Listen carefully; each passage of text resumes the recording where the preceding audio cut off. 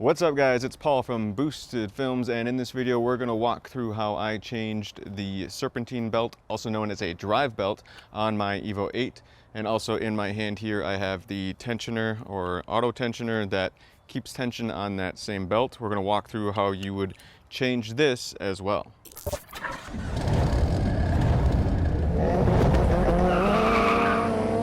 So all the tools you're going to need for this job are rather basic. You're going to need, a 14 to 12 millimeter wrench and or ratchet socket. And the one thing you may not have, but I guess if you've ever removed your wheels, you should have a 1/2 inch drive ratchet or a 1/2 inch drive breaker bar. You're going to need that to relieve tension from that auto tensioner. And almost every EVO person owner that I know does not have an under tray, or at least a factory one, but here's a factory under tray you may have to remove to get better access, and also a side plastic piece guard that you may have to remove as well. And I'll start with the basics on how to release the tension. As you'll see here, I have a ratchet, and basically that 1/2 inch drive ratchet inserts into this portion here, and that's how you will get leverage on this to remove tension. The next trick I want to point out right away is that when you do relieve that tension, these two bolt holes should line up, and then you can put in a bolt and or an Allen wrench, as they recommend in the service manual, something to just kind of hold that in place as I'm showing here. Once you kind of relieve that tension and those holes are lined up, that's a nice little trick to do. You just push in that bolt and that'll hold it in place for you and also make it a bit easier to put the belt back on. So if you've watched enough of my videos, you know this routine. If you're working under your car, which you basically would be with this, you're going to have to jack up your car. Make sure you put it on jack stands. I'm actually kind of filming this part for demonstration purposes while I could do this outside on a nice sunny day. When I did this initial belt change, it was on the silver EVO, which you'll notice later. But again, always use jack stands if you're going underneath the car, and I like to also do the added safety measure of not only having jack stands, but once you took off your wheel or wheels, you can put them underneath the car as well, just to have a little safety net in case one of your jack stands failed. But back to this job, basically the first thing you're going to do once you remove that passenger side wheel, you're going to come in through the wheel well.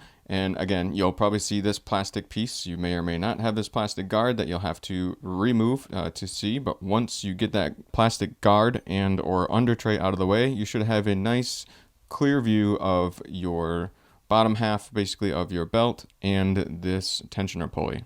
I'm adding this diagram right away because some of you may only be interested in seeing this diagram. I'm also showing this idler pulley. This is also something that people would commonly potentially change at the same time.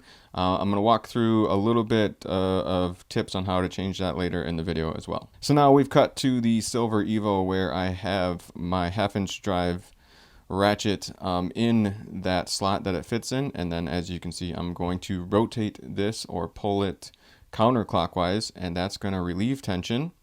And I'm going to pull it far enough to the point where I can line up those bolt holes as I showed you early on. Those two holes should line up, and then you can slide in your Allen key, or in my case, I just had an extra bolt laying around. So you slide that in, and then you should be able to release the tension a little bit. And then that should hold in place, and then you should be able to pull off your belt. Now, the hardest part about kind of removing and putting this belt in place is just that it's kind of tight against your frame rail there. So you kind of have to make it skinny to pull it through certain areas, and you may have to work from the bottom and again back from the top to kind of actually remove this belt.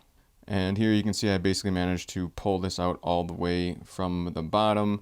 Again, I believe the tricky part was kind of twisting it a little bit to get it to clear kind of by the water pump and that frame rail, and also probably by that power steering pump as well.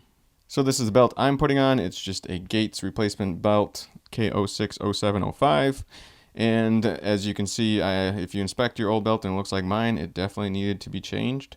But it's always good to compare the belt you took off to the belt you're putting on. Make sure it has the same number of ribs, the same number of lines, and then you should be able to pull it against the old belt, and they should compare the length, and they should be relatively close to the same length, and that way you know you're not fighting a completely losing battle if it was 2 or 3 inches shorter, because then you'd probably never get it on. So as you can see, the first thing I did to put my new belt on is I fed it in through kind of the backside towards the firewall. I fed it in around down by the alternator first, and now I'm moving up underneath the water pump. I'm coming from the bottom, feeding it up underneath the water pump a bit, up to the power steering pump.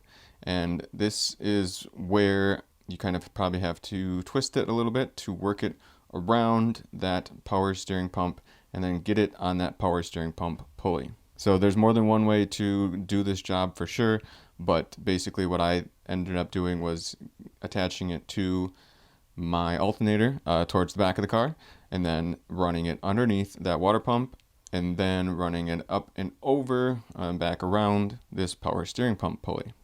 So next we're going to move back down towards the bottom of the car. We're going to pull that belt around the idler pulley. It's going to kind of wrap above that idler pulley towards the middle of the screen right now, and it's going to go underneath and around that air conditioning pump. And once you've kind of got it all set in place, it should be pretty much on everything except for that crankshaft pulley at this time. So at this point, you probably want to have your ratchet back in place because you're going to have to relieve that tension soon.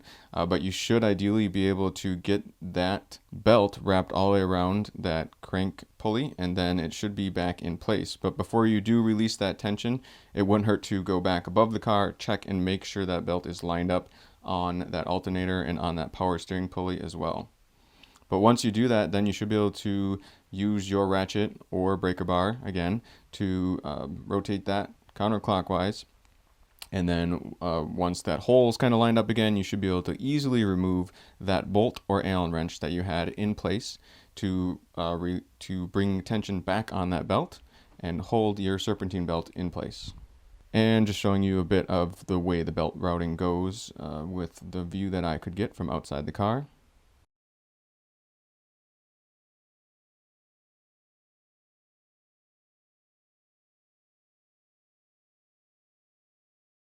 And of course, back up top, we're going to double check and make sure it is lined up right on our alternator and our power steering. So I thought I had filmed actually changing that tensioner pulley on the silver car, but somehow I cannot seem to find it. But of course, it's relatively simple. You're just removing the 2 bolts that hold it in place. What might be more helpful for you is just knowing part numbers and what to find. So the OEM part number, if you need to replace it with an OEM piece, is MD373939, as shown on the screen. You can also get a cheaper alternative. Gates makes an alternative. They usually make pretty decent stuff. That's not OEM, so you could try a Gates one if you wanted to save a little bit of money as well. And for the idler pulley, the part number on that is MD374877.